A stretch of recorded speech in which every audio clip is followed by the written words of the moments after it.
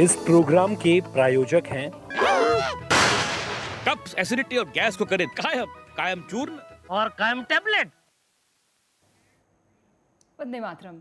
आप सभी का नेटवर्क 10 के खास कार्यक्रम चर्चाएं खास में स्वागत है। मेरा नाम है पूजा शुक्ला।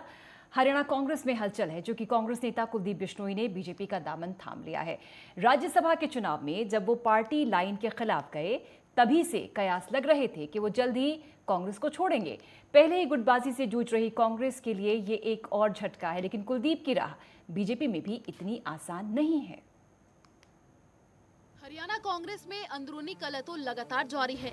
कभी हुड्डा और अशोक तंवर में, कभी शैलजा और हुड्डा में, तो अब हुड्डा और कुलदीप बिश्नोई में।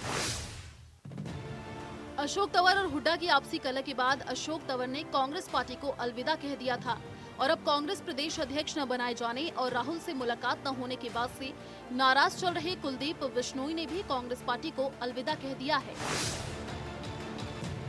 कुलदीप बिश्नोई हरियाणा में एक बड़ा चेहरा है। कुलदीप बिश्नोई हरियाणा के पूर्व सीएम भजनलाल के बेटे हैं। हरियाणा कांग्रेस के बागी नेता कुलदीप बिश्नोई ने विधायक पद से इस्तीफा दे दिया है।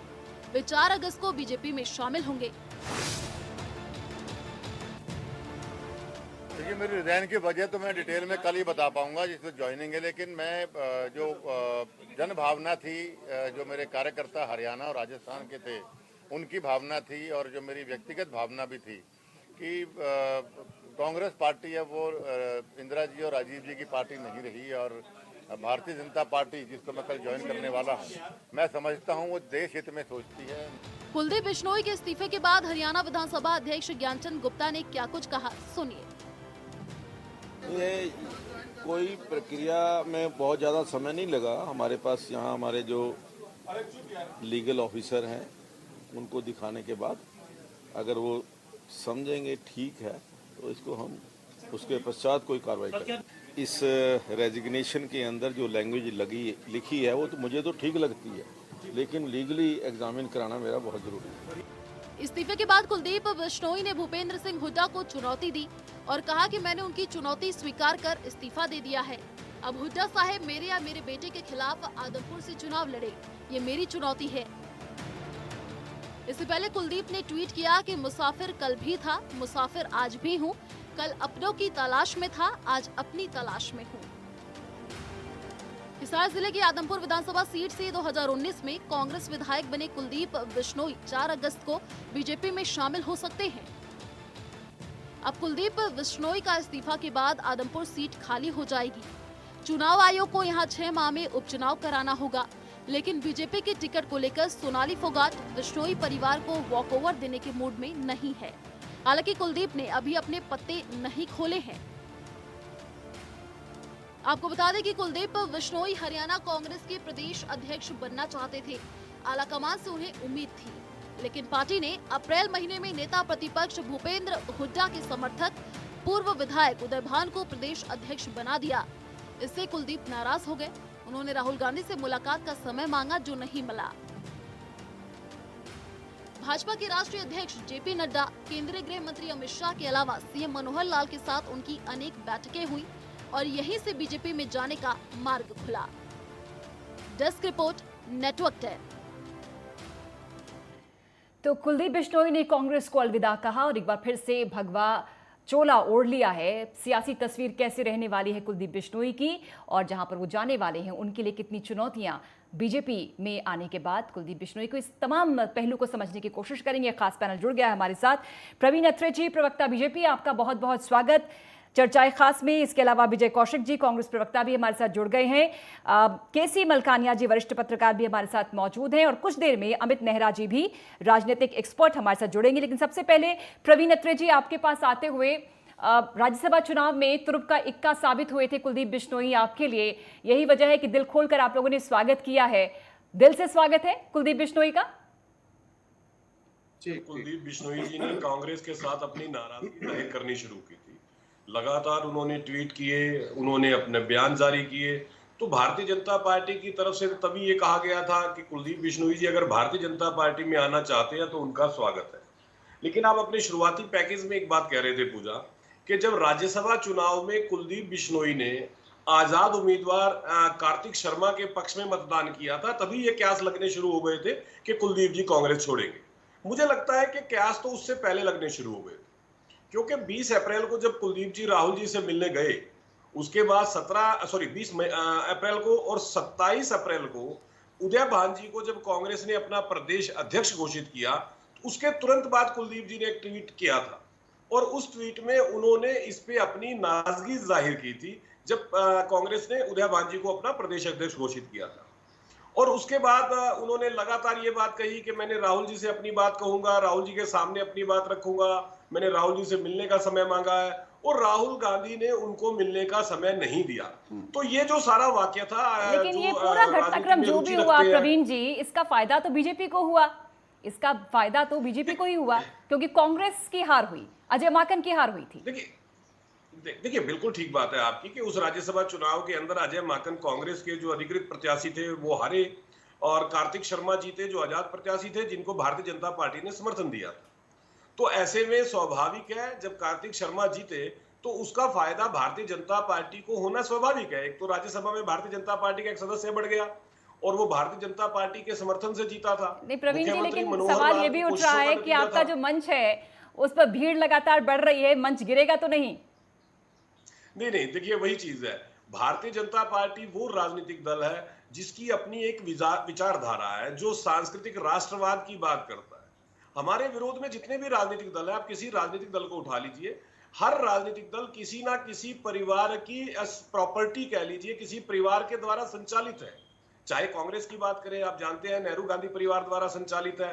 अगर हम समाजवादी पार्टी की बात करें, वो मुलायम सिंह यादव जी के परिवार द्वारा संचालित है। किसी राजनीतिक दल की बात कीजिए, केवल भारतीय जनता पार्टी एकमात्र ऐसा राजनीतिक दल है जो भारतीय जनता का दल है, जो भारत के लोगों का दल है। लेकिन कई बार ऐसा भी होता है प्रवीण जी कि नेताओं की जो महत्वाकांक्षा होती है वो दल की विचारधारा से ऊपर हो जाती है, और यही वजह थी कि इससे पहले भी 2016 में वो छोड़कर कांग्रेस में चले गए थे। कुलदीप बिश्नोई, जिनका गठबंधन था आपके साथ, वो 2016 में अपनी राजनीतिक महत्वाकांक्षा के चलते कांग्रेस में शामिल हो गए थे। देखिए पूजा, ऐसा है, जो व्यक्ति राजनीति कर रहा है, जो व्यक्ति राजनीति में है, ऐसा तो हो नहीं सकता कि उसकी अपनी कोई महत्वाकांक्षा ना हो।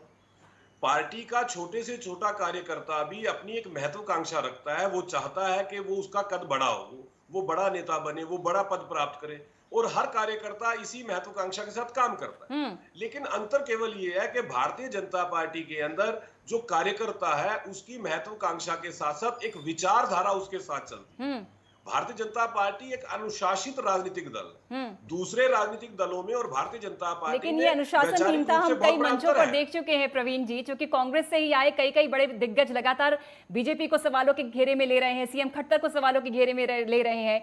कुलदीप की एंट्री से कई लोग नाराज हैं, कई बड़े चेहरे नाराज हैं, क्योंकि वीरेंद्र सिंह ने कहा कि कुलदीप बिश्नोई के आने से न बीजेपी को फायदा होने वाला है न कांग्रेस को नुकसान। आपके पास आते हुए विजय कौशिक जी, कांग्रेस को क्या वास्तव में कोई नुकसान नहीं कुलदीप बिश्नोई के जाने से? देखिए, मैं आपको बड़ा स्पष्ट रूप से बताना चाहता हूं कि देश के प्रधानमंत्री माननीय नरेंद्र मोदी जी ने एक नया प्रयोग करके भारतीय जनता पार्टी को एक ऐसी वॉशिंग मशीन बना दिया है जिसमें सीबीआई और ईडी के द्वारा विरोधी नेताओं को लाया जाता है और फिर ईमानदारी का सर्टिफिकेट उन्हें दे दिया जाता है।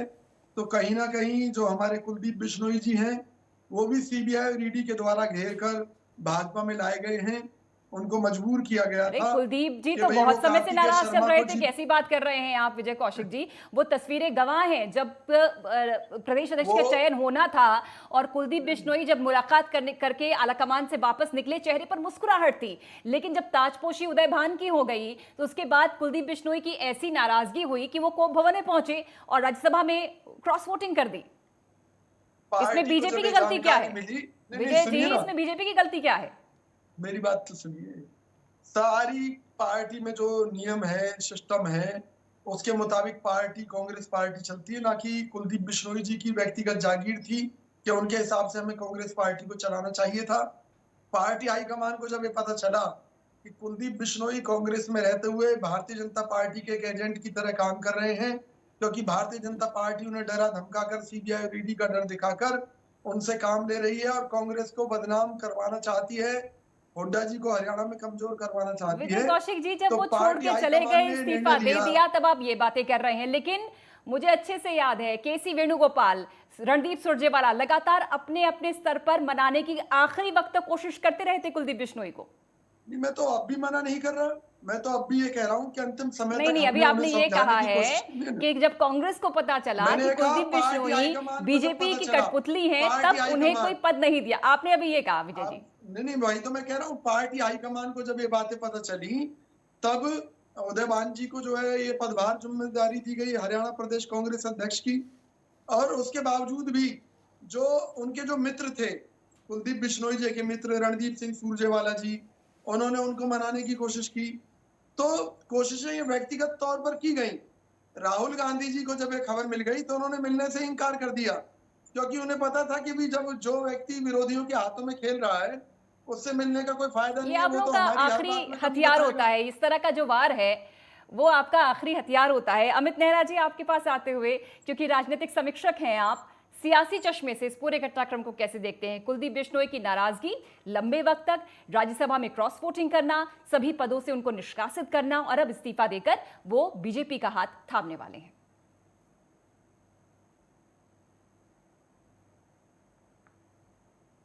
अमित नेहरा जी, अगर आप मुझे सुन पा रहे हैं। शायद टेक्निकल फॉल्ट है। केसी मलकानिया जी, यही सवाल आपसे भी, पूरा घटनाक्रम आप कैसे देख रहे हैं? कुलदीप की एंट्री से कांग्रेस को कितना नुकसान या बीजेपी को कितना फायदा, इसकी समीक्षा सर। पूजा जी, बात ऐसी है कि कुलदीप बिश्नोई जी जो है उनका आधार है, अपना जनाधार है।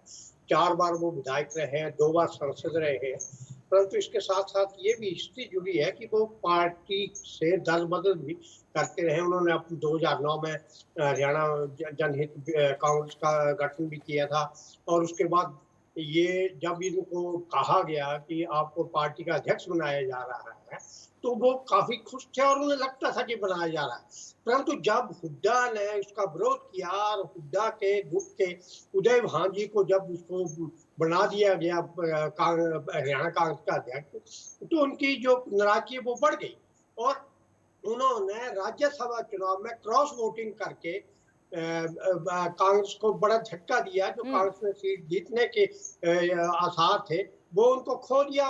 जो भाजपा समर्पित प्रत्याशी था वो जीत गया। तो उससे ये बड़ा साफ हो गया कि वो कांग्रेस से नाराज है। कांग्रेस पार्टी की आज हाल ये है कि वो डूबता जहाज नजर आता रहा है। उसमें से जैसे जहाज जो है वो डूबने के कई कारण होते हैं। उसमें अपनी तकनीक की खराबी हो जाती है, उसमें कोई ना कोई खराबी हो।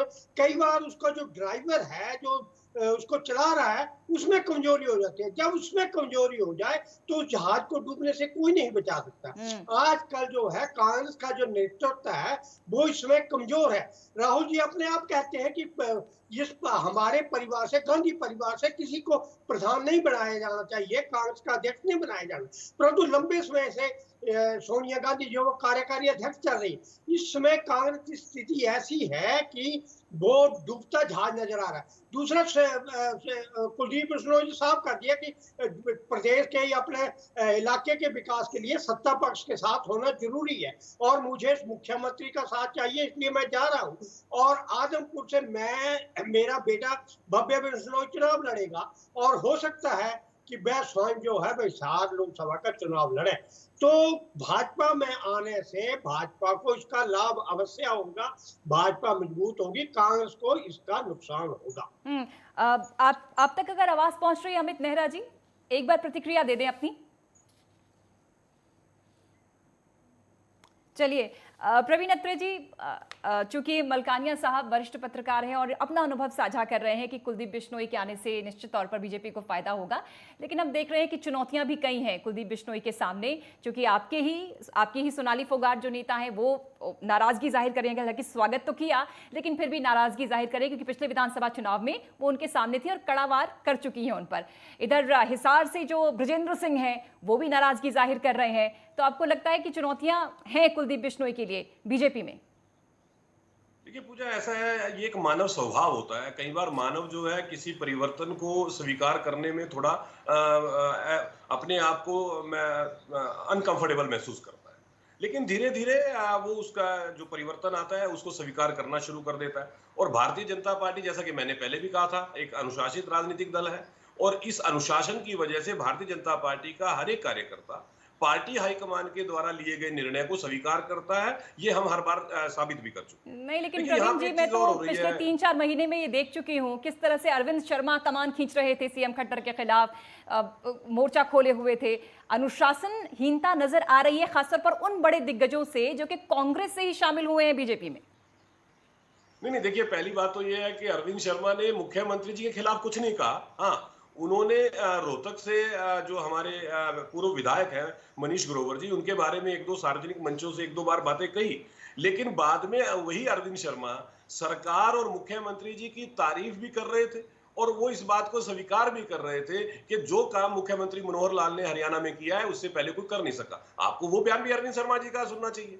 लेकिन मैं जो बात कह रहा था, देखिए, यहाँ पे हालांकि मलकानिया जी ने पूरा विश्लेषण अपने पहले वक्तव्य में कर दिया कि कांग्रेस एक डूबता हुआ जहाज है, और जब कैप्टन कमजोर हो जाता है तो स्वाभाविक है जहाज डूबता है। वो स्थिति कांग्रेस की हो चुकी है। हाँ, लेकिन कांग्रेसी मित्रों की स्थिति बड़ी अजीबोगरीब है। प्रवीण जी, लेकिन कांग्रेस की मित्र मुसीबत जो इस है वजह वो से है, ये इस वजह से है प्रवीण जी, क्योंकि बहुत सारी ब्रांचेस हैं, बड़े चेहरे हैं, सभी बड़े चेहरे अपने अपने वर्चस्व की जंग लड़ रहे हैं। यही वजह है कांग्रेस का हश्र ये हुआ है।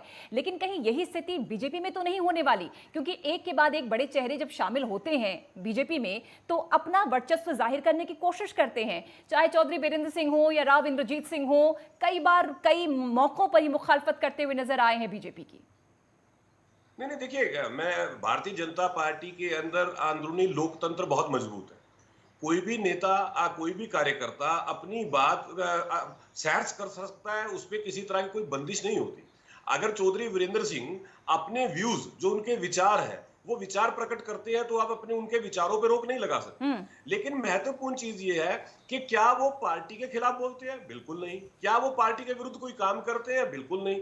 तो जब कोई भी कार्यकर्ता पार्टी की नीति को स्वीकार करता है लेकिन अपने विचारों को मुखर होकर रखता है, तो उसमें किसी को एतराज नहीं होना चाहिए। विजय कौशिक जी, सबसे बड़ी कमजोरी कांग्रेस की यही है, ऐसा है, सबसे बड़ी कमजोरी यही है। विजय कौशिक जी, आपके पास आते हुए जो जी, मैं समझ गई सर, समय कम रहता है सर, सबको चर्चा में शामिल। सर बिल्कुल आऊंगी, वापस आऊंगी सर, प्लीज। विजय कौशिक जी, विजय कौशिक जी, कम से कम बात तो पूरी होने दीजिए। सर मैं वापस आऊंगी सर, आपकी बात से पॉइंट लेते हुए अगले तक जाने दीजिए सर। प्रवीण जी, प्रवीण जी, बात आपकी पूरी हो चुकी है सर, बात आपकी पूरी हो चुकी है। मैं तो अभी बात आपके एक पॉइंट को मैं दूसरे पर देना चाहती हूँ। फिर आपको चर्चा करनी है, कर लीजिए। माफ कीजिएगा, मैं नहीं कर सकता ऐसी चर्चा। माफ कीजिएगा, मैं नहीं कर सकता ऐसी चर्चा। क्या आप बात ही न करने दे पूरी? बीच में आप क्वेश्चन करती हैं, आपके क्वेश्चन का जवाब दें, अपनी बात पूरी करें। प्रवीण जी, उसी पॉइंट को जो बात मैं विजय कौशिक जी से पूछना चाहती हूँ। 2 बार के अटेम्प्ट में। अच्छा चलिए प्रवीण जी, बात पूरी कीजिए। नहीं, माफ कीजिएगा, चलिए प्रवीण जी, बात पूरी कीजिए। प्रवीण जी, बात पूरी। नहीं, आप कीजिए, आप करिए। नहीं, प्रवीण जी अपनी बात पूरी। देखिए, मैं ये कह रहा था कि कांग्रेसी मित्र जिस तरह से कह रहे थे, और कांग्रेस के नेताओं के भी बयान आए हैं कि कुलदीप बिश्नोई जी के जाने से कांग्रेस को कोई फर्क नहीं पड़ता।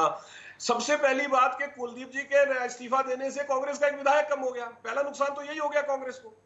अब जब वहां पे उपचुनाव होगा, उपचुनाव के बाद भारतीय जनता पार्टी का एक विधायक बढ़ जाएगा, तो क्या कांग्रेस को यह भी अपना नुकसान नजर नहीं आता? तो जिस राजनीतिक दल को अपने नुकसान और फायदे का आकलन करना ही नहीं आता, उस राजनीतिक दल का भविष्य क्या होगा, आप अच्छी तरह समझ सकते हैं।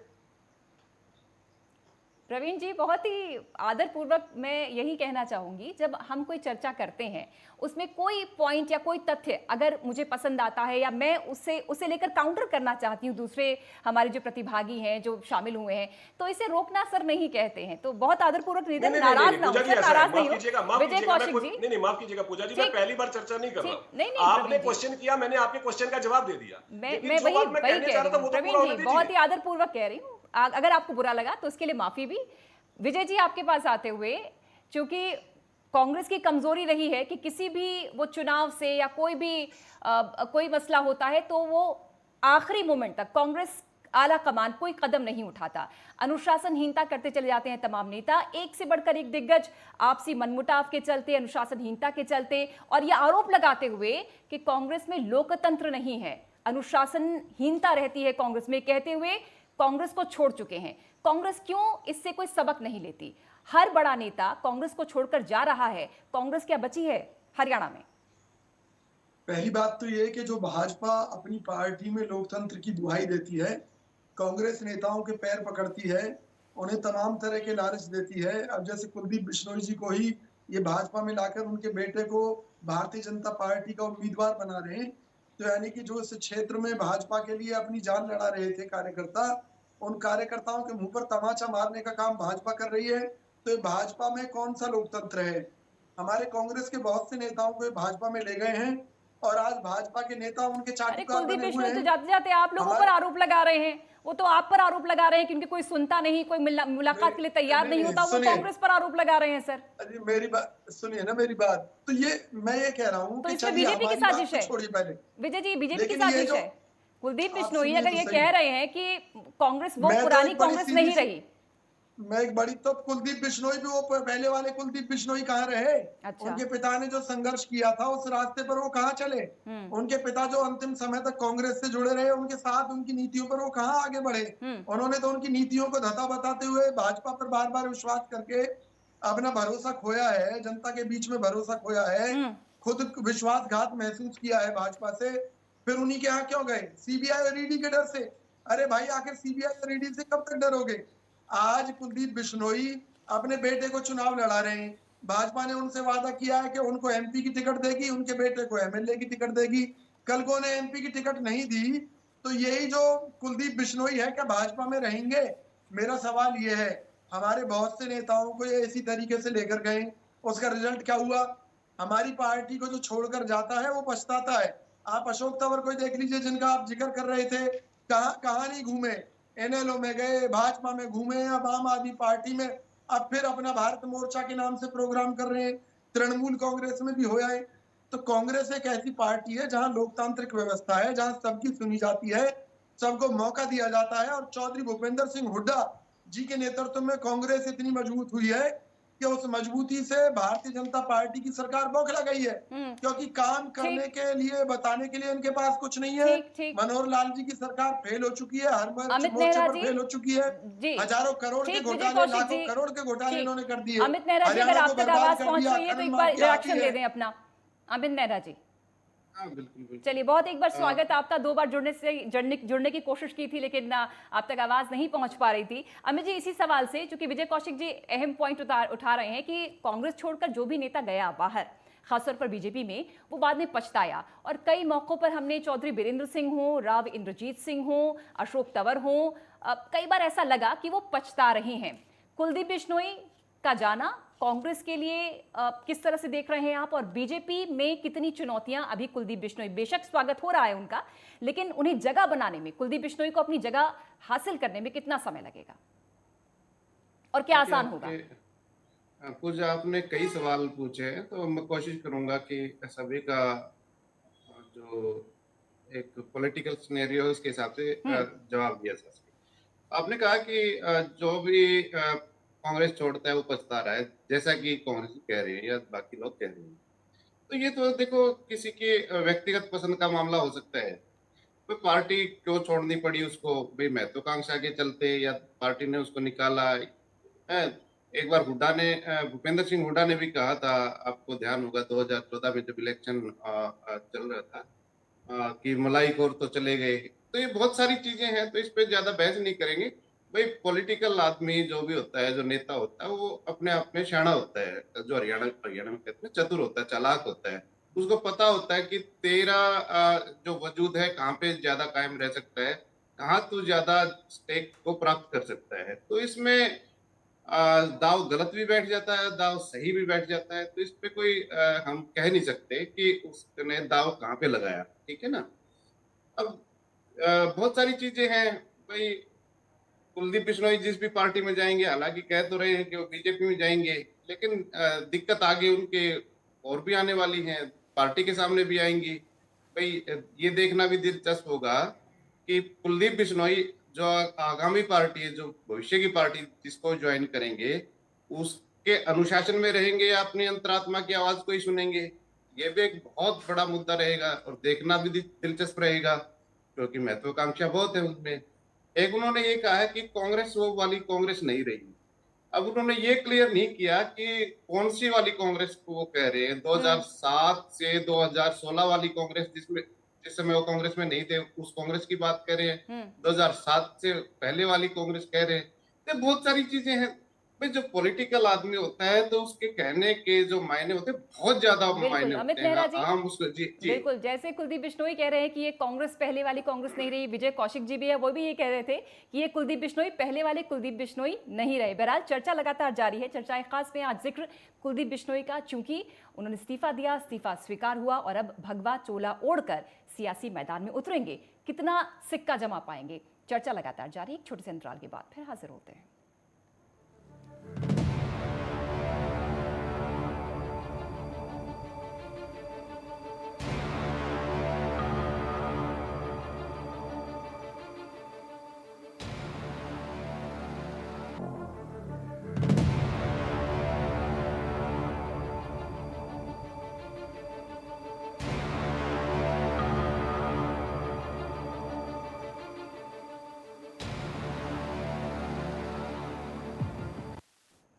तो माना यही जा रहा है कि कुलदीप बिश्नोई 4 अगस्त को भगवा रंग में रंग जाएंगे, यानी बीजेपी का दामन थाम लेंगे। शीर्ष नेताओं से मुलाकात के बाद कुलदीप बिश्नोई ने क्या क्या शर्तें मनवाई हैं, इसके पत्ते तो नहीं खोले। लेकिन प्रवीण जी, आपके पास आते हैं, उम्मीद है कि नाराजगी आपकी दूर हो गई होगी और चेहरे पर मुस्कुराहट के साथ आप इस बात को साझा करेंगे और ये बताएंगे कि इससे पहले हमने देखा कि अब 6 महीने में चुनाव होंगे आदमपुर में, लेकिन बड़ौदा और एलनाबाद में बीजेपी को शिकस्त हुई है उपचुनाव में। ऐसे में अब आदमपुर के उपचुनाव को लेकर बीजेपी की क्या स्ट्रैटेजी रहेगी, क्या तैयारी रहेगी? देखिए, पहली बात तो यह है कि अगर हम बड़ौदा और एलनाबाद उपचुनाव की बात करते हैं तो दोनों उपचुनाव के अंदर अगर आप वोट प्रतिशत देखेंगे, भारतीय जनता पार्टी को दोनों चुनाव में पहले से ज्यादा वोट मिला। और एलनाबाद उपचुनाव की अगर बात करते हैं तो एलनाबाद उपचुनाव में भारतीय जनता पार्टी ने 2014 के चुनाव में और 2019 के चुनाव में जो वोट प्राप्त किया था उससे हमें कई ज्यादा, मतलब हम 67,000 के करीब वोट प्राप्त कर लेते हैं, तो ये बहुत बड़ी अचीवमेंट थी। लेकिन एक बात जरूर कहूंगा पूजा, यहाँ पे मुझे लगता है कि कांग्रेस के प्रवक्ताओं को शायद कुछ फैक्ट्स की जानकारी नहीं है या उन्होंने अनजाने में गलत बोल दिया। जब वो अशोक तंवर का जिक्र कर रहे थे तो वो कह रहे थे कि अशोक तंवर अलग अलग पार्टीज में गए हैं, भारतीय जनता पार्टी में भी गए। अशोक तंवर भारतीय जनता पार्टी में कभी नहीं आए। हाँ, तृणमूल कांग्रेस में गए थे जहां तक मेरी जानकारी है, आजकल वो आम आदमी पार्टी में है। INLD के प्रचार के अंदर उन्होंने सहयोग किया था, इतना हुआ था, लेकिन भारतीय जनता पार्टी उन्होंने कभी ज्वाइन नहीं की। ये थोड़ा फैक्ट वो करेक्ट करें। फिर उन्होंने एक बात कही चौधरी भजन लाल जी के बारे में, कुलदीप बिश्नोई जी के पिताजी के बारे में, कि उन्होंने पूरा जीवन कांग्रेस के लिए संघर्ष किया, अंतिम समय तक वो कांग्रेस में रहे। मुझे लगता है यहाँ भी थोड़ा सा वो तथ्यात्मक गलती कर रहे हैं, क्योंकि 2005 का जो विधानसभा चुनाव हुआ था, कांग्रेस ने चौधरी भजन लाल जी के नेतृत्व में लड़ा था। वो प्रदेश अध्यक्ष थे, 67 सीट प्राप्त हुई थी कांग्रेस को, लेकिन कांग्रेस ने बजाय भजन लाल जी के भूपेंद्र सिंह हुड्डा साहब को मुख्यमंत्री बना दिया था, जिस वजह से भजन लाल जी कांग्रेस से नाराज हो गए। जो स्थिति आज कुलदीप बिश्नोई जी की है, लगभग वही स्थिति, केवल कारण में फर्क है दोनों के। और वो जो नाराजगी थी, वो नाराजगी पर फिर निकली एक अलग पार्टी बनाने में। चौधरी भजन लाल ने एक अलग पार्टी बना ली थी। तो वो ये भी ना कहें कि उन्होंने सारा जीवन कांग्रेस के लिए संघर्ष किया था, अंतिम समय तक कांग्रेस के साथ रहे थे, ये भी एक तथ्यात्मक गलती है। अब एक बात जो एक तर्क होता है आमतौर पे विपक्षी नेताओं के द्वारा, जो कांग्रेस के प्रवक्ता भी कर रहे थे, कि सब भारतीय जनता पार्टी जो है ED CBI का डर दिखा के हमारे नेताओं को अपनी तरफ खींच रही है। ये बड़ा अजीब तर्क है। अजीब इसलिए है कि जब हम इस बात को देखते हैं, एक ऐसा समय हमारे देश में था कि कोई कितना भी भ्रष्टाचार करे, कितना भी वो जनता के संसाधनों की लूट करे, लेकिन आपस में एक अलिखित समझौता कि आप हमें नहीं छेड़ेंगे, हम आपको नहीं छेड़ेंगे, इस तरह का व्यवहार बना के रखा हुआ था। लेकिन जैसे ही मोदी जी सत्ता में आते हैं, कोई भी भ्रष्टाचारी बख्शा नहीं जाएगा, इस नीति पे काम होता है। भ्रष्टाचार पे जीरो टॉलरेंस की पॉलिसी पे काम होता है। जो सरकारी एजेंसीज है, जब वो इस बात पे छानबीन करना शुरू करती हैं, तो तुरंत विपक्षी नेता जो है इस तरह के बयान देने शुरू कर देते हैं कि साहब ये तो पॉलिटिकल वेंडेटा है, ये तो राजनीतिक विरोध में हो रहा है। वो इस बात को भूल जाते हैं कि देश में कानून नाम की चीज है। कोई भी मामला जब कोर्ट में जाता है तो कोर्ट इस बात को स्थापित करती है कि ये पॉलिटिकल वेंडेटा था, या जो जांच एजेंसी ने जांच किया वो बिल्कुल ठीक है। तो कम से कम कांग्रेसी मित्रों से मेरा निवेदन है कि इस तरह का कुतर्क ना करें, इससे उन्हीं की पोल खुलती है। अब यहाँ पे जो हम बात कर रहे हैं कुलदीप जी की, ठीक प्रवीण जी, अगर आपकी बात पूरी हो गई तो नहीं, आप आखिरी वक्त अभी दे दें अपना। जी, मैं केवल ये कह रहा था कि जिस विषय पे हम चर्चा कर रहे हैं कुलदीप बिश्नोई जी के, देखिए कुलदीप बिश्नोई जी ने कांग्रेस के इस्तीफा दिया क्योंकि उनकी नाराजगी थी, जिसके ऊपर हम चर्चा कर चुके हैं। लेकिन यहाँ पे बार बार एक बात कही जाती रही कि देखिए कुलदीप बिश्नोई जी को भारतीय जनता पार्टी उनके बेटे को भी टिकट दे रही है, कुलदीप जी को भी टिकट दे रही है। भाई भारतीय जनता पार्टी ने इस बात की घोषणा कब की कि हम दोनों को टिकट देकर चुनाव लड़वा रहे हैं? तो जब हमने ये घोषणा ही नहीं की और कुलदीप जी की तरफ से भी दोनों टिकटों के, अरे भाई फिर ये देखिए, अरे बीच में मत बोलिए। जब तक पार्टी इस बात की घोषणा नहीं करती, मुझे लगता है कि विपक्षियों को धैर्य रखना चाहिए। ठीक ठीक, विजय कौशिक जी बहुत धैर्य के साथ, आपने भी सुना होगा जो प्रवीण अत्री जी कह रहे हैं, लेकिन ये सभी जानना चाहते हैं क्योंकि आदमपुर जो है वो पूर्व सीएम भजनलाल का गढ़ रहा है। कुलदीप बिश्नोई लगातार जीतते रहे हैं, अब कुलदीप बिश्नोई बीजेपी के साथ हैं।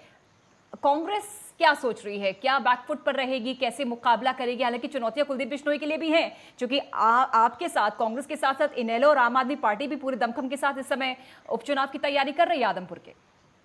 अभी जो भाजपा प्रवक्ता कह रहे थे कि मुझे तथ्यों की जानकारी नहीं है, तो मैं सबूत दे सकता हूं उन तथ्यों के। पहली बात, अशोक तंवर अगर विधानसभा चुनाव में भाजपा के जो कैंडिडेट थे उनके पक्ष में प्रचार कर रहे थे, तो क्या माना जाए कि वो कांग्रेस का प्रचार कर रहे थे?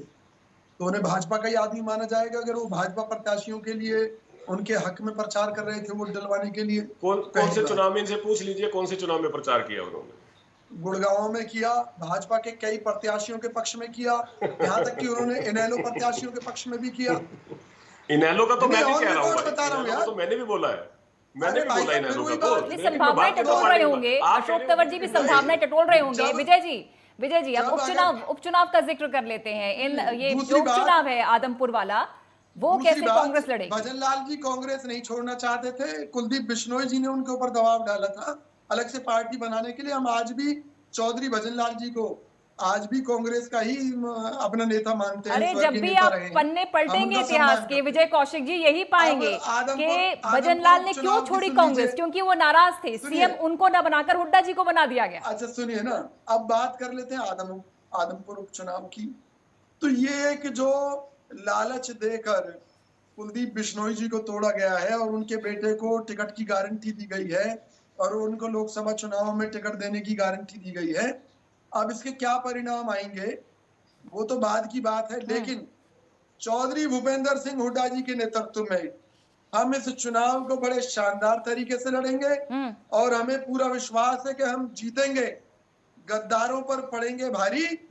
ये हमारी कमिटमेंट है। ठीक है, हमारी पार्टी के साथ धोखा करके कुलदीप बिश्नोई जी ने कार्तिकेय शर्मा के पक्ष में जो वोटिंग की है उसका जवाब आदमपुर की जनता भी उन्हें देगी और चौधरी भूपेंद्र सिंह जी हुड्डा के नेतृत्व में वहां जो हमारे प्रत्याशी चुनाव लड़ेंगे वो ये साबित करने में सक्षम रहेंगे कि पार्टी पूरी तरह से मजबूत है और हुड्डा जी के नेतृत्व में हरियाणा कांग्रेस का एक एक कार्यकर्ता पूरी मजबूती के साथ इस चुनाव को लड़ेगा। मलकानिया जी आपके पास आते हुए, चूंकि हम सभी जानते हैं कि बीजेपी का फॉर्मूला है एक परिवार एक टिकट और सियासत में परिवारवाद के खिलाफ चलती है बीजेपी। अब कुलदीप बिश्नोई गए होंगे, बीजेपी में शामिल हुए होंगे, तो कई शर्तें होंगी, खासतौर पर बेटे के सियासी भविष्य को लेकर वो काफी चिंतित होंगे। आपको क्या लगता है, क्या स्ट्रैटेजी रही होगी या किस तरह अब चुनौतियां हैं कुलदीप बिश्नोई के सामने, अपने लिए भी, अपने बेटे के सियासी भविष्य के लिए भी और अपने समर्थक भी जो उनके साथ जाएंगे बीजेपी में, उनको भी एक सुरक्षित जगह स्थान दिलाना भी एक चुनौती रहेगी कुलदीप बिश्नोई के लिए? मुझे ये बात तो बड़ी साफ है, जब कोई आदमी पार्टी छोड़कर दूसरी पार्टी में जाता है तो जब वहाँ जो पुराने नेता बैठे हैं वो अपने आप को असुरक्षित समझते हैं, उनको लगता है कि हाँ अब हमारा नंबर कट गया। और कुलदीप बिश्नोई जी ने अपने प्रेस कॉन्फ्रेंस में साफ कहा कि आदमपुर के लोग चाहते हैं कि मेरा बेटा जो है भव्य बिश्नोई आदमपुर से चुनाव लड़े और मैं भी चाहता हूं कि आदमपुर से चुनाव लड़े, परंतु जो हाई कमान का फैसला हो वो मुझे मंजूर होगा। परंतु हिमाचल में बड़े पीछे चुनाव हुए, उसमें भाजपा नेता की जो निधन हुआ था, एमएलए के पुत्र को टिकट नहीं दिया और टिकट काट कर दूसरे को दे दी, तो वो सीट उसके हाथ से निकल गई। परिवारवाद के बरखलाफ भाजपा है, परंतु कई जगह भाजपा को समझौता करना पड़ता है। इसका बड़ा अच्छा उदाहरण है, जैसे प्रेम कुमार धूमल जी हिमाचल के मुख्यमंत्री रहे, उनके बेटे अनुराग ठाकुर जी जो है वो सांसद थे, अब वो मंत्री है। परंतु अब भी जो धूमल जी हैं वो चाहते हैं कि मुझे टिकट मिले यहाँ सुजानपुर से और अगला चुनाव में लड़ूं और मुख्यमंत्री बनूं। तो कई बार परिस्थितियां ऐसी हो जाती है कि समझौता करना पड़ता है। बिल्कुल। जहां तक आप कह रहे हैं कि भजन लाल जो है वो कांग्रेसी रहे, तो मैं बता दूं कि जब जनता पार्टी की सरकार बनी थी और चौधरी देवीलाल जी के नेतृत्व में सरकार थी और ये कोऑपरेटिव मिनिस्टर थे चौधरी भजन लाल, तो ये थोक में दल बदल करके इंदिरा गांधी के पास चले गए कि मेरे पास इतने एमएलए, मैं तो पार्टी तोड़कर कांग्रेस में आना चाहता हूँ। और उसके बाद कांग्रेस ने इनको मुख्यमंत्री बने और पार्टी ने दल बदल का सबसे बड़ा उदाहरण था। और उसके बाद 2005 में जब चुनाव लड़ा भजन लाल के नेतृत्व में और जब सरकार बनाने का समय आया तो हुड्डा को कह दिया कि तुम मुख्यमंत्री बनो, तो ये अड़ गए, तो इन्हें मुख्यमंत्री पद दिया गया था और उनके बेटे चंद्रमोहन को डिप्टी सीएम बनाया गया। और जब तक चौधरी भजन लाल जी रहे तो जो ये चंद्रमोहन जी थे वो पंचकुला से लड़े थे, चौहान जी यहाँ से विधायक होते थे, उनका निधन के बाद उपचुनाव में ये लड़े थे और उसके बाद ये एमएलए बनते रहे। परंतु जब तक मुख्यमंत्री वो रहे भजन लाल जी, इनके कोई पद नहीं मिला, कोई मंत्रिमंडल दबाव डालते रहे। परंतु जब हुड्डा मुख्यमंत्री बने तो इनको उप मुख्यमंत्री का पद मिला। इसलिए कई बार कई जगह समझौते हुए हैं। हरियाणा विकास पार्टी बनी और इसके बाद चौधरी बंसीलाल थे, उन्होंने भी अपनी पार्टी बनी। ये चलता रहता है राजनीतिक पार्टियों में, अपने बच्चों का भविष्य हर कोई देखता है। ठीक सर। प्रवीण जी, जो बात मलकानिया जी कह रहे हैं कि कई बार समझौते बीजेपी ने किए हैं परिवारवाद पर भी, ये जवाब आपसे लेंगे, लेकिन उससे पहले अमित नेहरा जी आपके पास आते हुए किस तरह से सियासी रसाकशी से अभी कुलदीप बिश्नोई को जूझना होगा बीजेपी में आने के बाद, क्योंकि बड़े चेहरे भी हैं और अपने बेटे का सियासी भविष्य उन्हें तराशना है जो कांग्रेस में रहते हुए नहीं हो पाया था। क्या इतना आसान होगा कुलदीप बिश्नोई के लिए?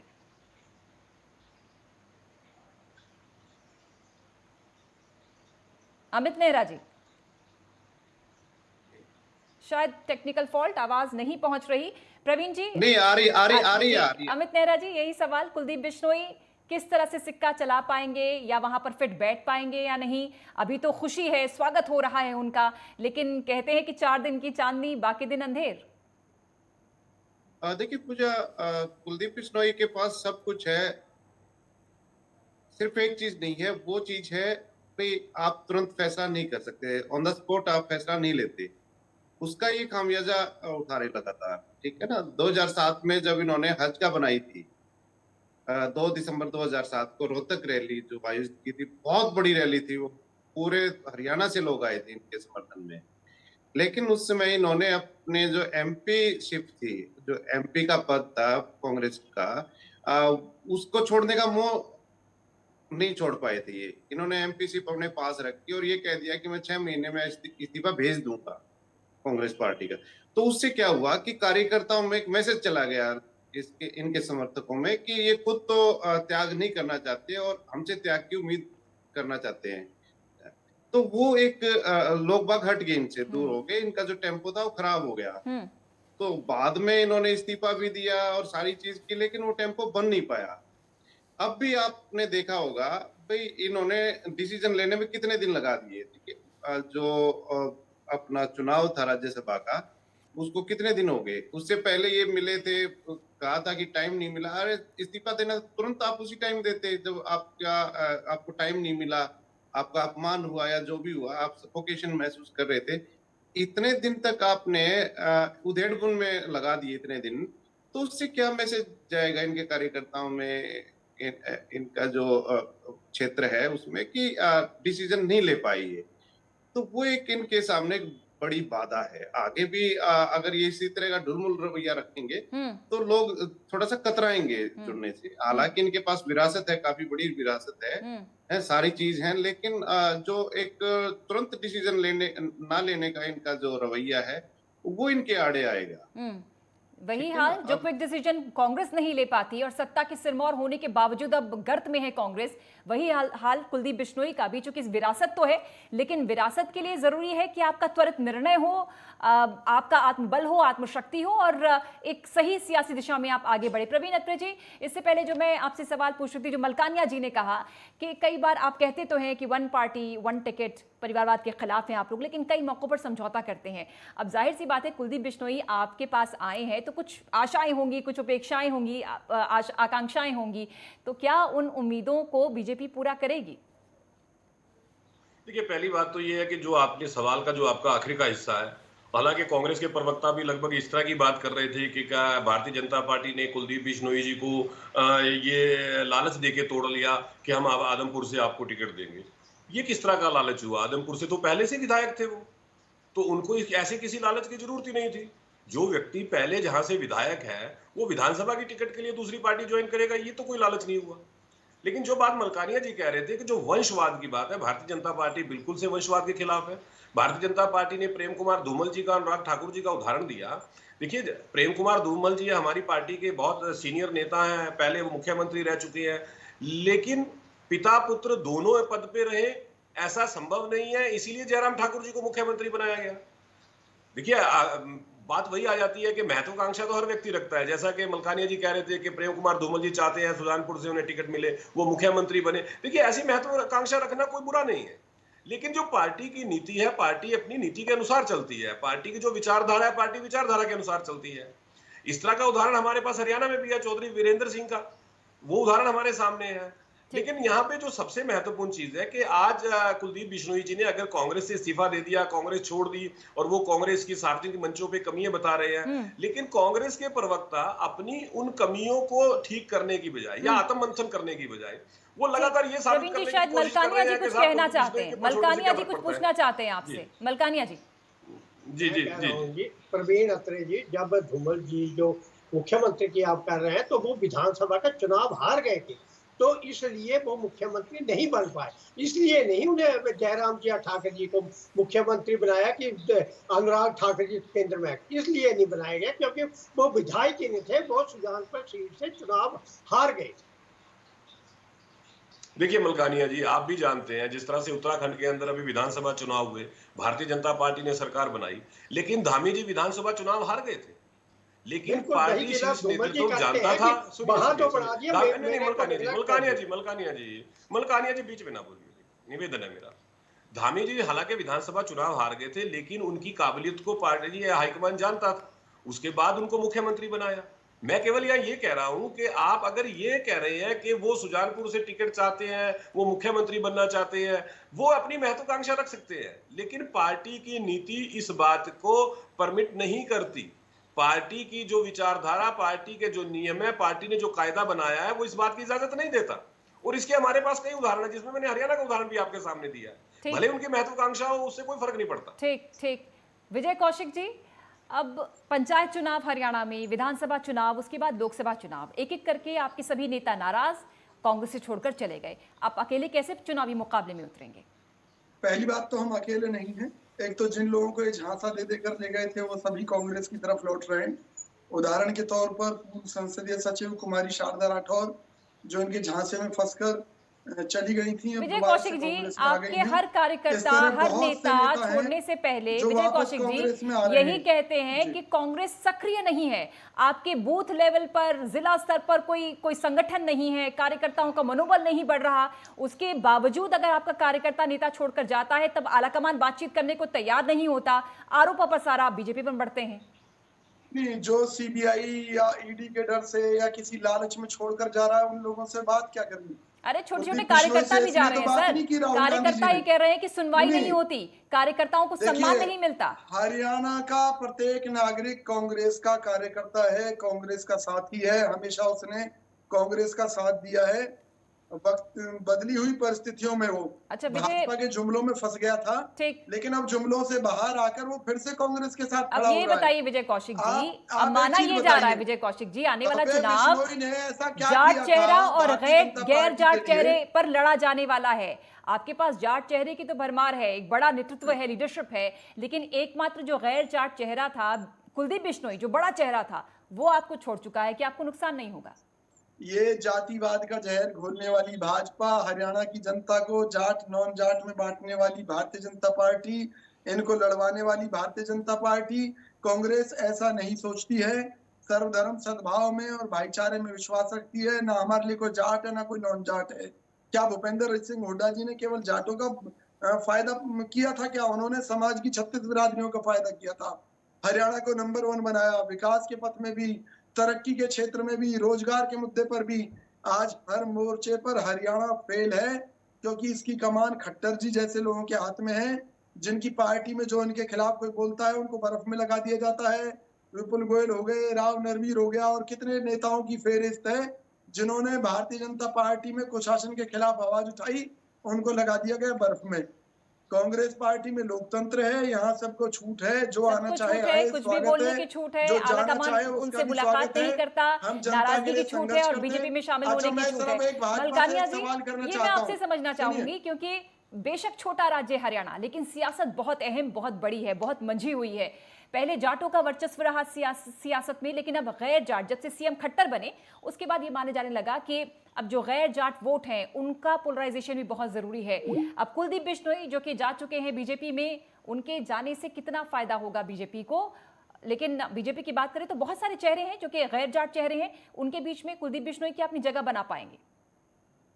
देखो, जहां तक कांग्रेस का सवाल है, कांग्रेस में जो है वो एक स्तर के नेता कहिए, और इनमें जो नेतृत्व की कमी है, चाहे शैलजा जी है, चाहे सुरजेवाला जी है, हुड्डा जी है। हुड्डा जी का कद बिल्कुल बड़ा है, तो उदय भान जी है, ये सब आपस में टकराने वाले नेता है, एक दूसरे को अपना नेता मानने वाले नहीं है। या ये अपने आप को कार्यकर्ता मान ले, किसी को एक नेता मान ले तो बात बनती है। जहां तक हरियाणा का सवाल है, हरियाणा में मनोहर लाल जी जो है वो संगठन में रहे हैं, उन्होंने संगठन में काम किया है, इसलिए उनको इस बात का पता है कि किस आदमी को, किस नेता को कौन सी जिम्मेवारी देनी है और कैसे साथ लेकर चलना है। तो यहाँ जो है अभी बगावत की इतनी आशंका नजर नहीं आती है। चेहरे कई हैं जो बराबर के नेता हैं, परंतु वो जो है वो नेतृत्व को मानते हैं। हरियाणा में जो है अनुशासन है भाजपा में, और ऊपर से नीचे तक है, चाहे मोदी जी हैं, चाहे अमित शाह जी हैं, वहां से लेकर यहाँ आ जाए हम हरियाणा में, तो मनोहर लाल जी हैं, ये सब संगठन में रहे और पार्टी के ये समर्पित रहे। इसलिए जो कुलदीप बिश्नोई जी भी है, ये भी मिलकर चलेंगे। इन्होंने पहले बात की है, भाजपा अध्यक्ष से भी बात की है, प्राइम मिनिस्टर से भी बात की है, यहाँ मनोहर लाल जी से भी बात की है, अन्य नेताओं से भी बात की है। अपनी एडजस्टमेंट देखकर ये गए हैं और इन्होंने अपनी प्रेस कॉन्फ्रेंस में बात साफ कर दी कि आदमपुर से मेरा बेटा जो है वो चुनाव लड़ेगा। ये नहीं कहा वो ये डिसाइड तो हाई कमान करेगा, परंतु उन्होंने कहा कि वहां के लोगों की इच्छा, मेरी भी यही इच्छा है कि भव्य बिश्नोई जो है आदमपुर से चुनाव लड़े। इसलिए एडजस्ट थोड़ा बहुत दिक्कत आएगी, जो पुराने नेता है उनको दिक्कत आएगी, जिनकी टिकट कटेगी या थोड़ा बहुत फर्क पड़ेगा पुराने भाजपा को, परंतु कुलदीप बिश्नोई भी एडजस्टमेंट करेंगे। कोई दूसरा रास्ता नजर नहीं आ रहा। ये तो है नहीं मैं आप भाजपा के नेता छोड़कर एकदम कांग्रेस में चल जाएंगे जो यहाँ के नाराज होंगे, तो ऐसा जो है रास्ता नजर नहीं आता। इसलिए एडजस्टमेंट हो जाएगी, थोड़ा टाइम लगेगा। थोड़ा टाइम लगेगा। प्रवीण अत्री जी, बहुत ही एक ट्वीट जो किया है कुलदीप बिश्नोई ने, मुसाफिर कल भी था, मुसाफिर आज भी हूँ, अपनों की तलाश कल भी थी, अपनों की तलाश आज भी है। बहुत ही मार्मिक सा और बहुत ही इमोशनल टाइप ये ट्वीट है, तो आप इस पर क्या कहना चाहेंगे? देखिए पूजा, सबसे पहले तो यह है कि मैं कुलदीप बिश्नोई जी का प्रवक्ता नहीं हूं, और कुलदीप बिश्नोई जी ने आधिकारिक रूप से अभी तक भारतीय जनता पार्टी भी ज्वाइन नहीं की, तो इसलिए मैं उनके बारे में तो कुछ नहीं कहूंगा। लेकिन एक बात जरूर कहूंगा, जो अभी कांग्रेस के प्रवक्ता यहाँ पे कह रहे थे कि भारतीय जनता पार्टी जात पात की राजनीति करती है, मैं हैरान हूं।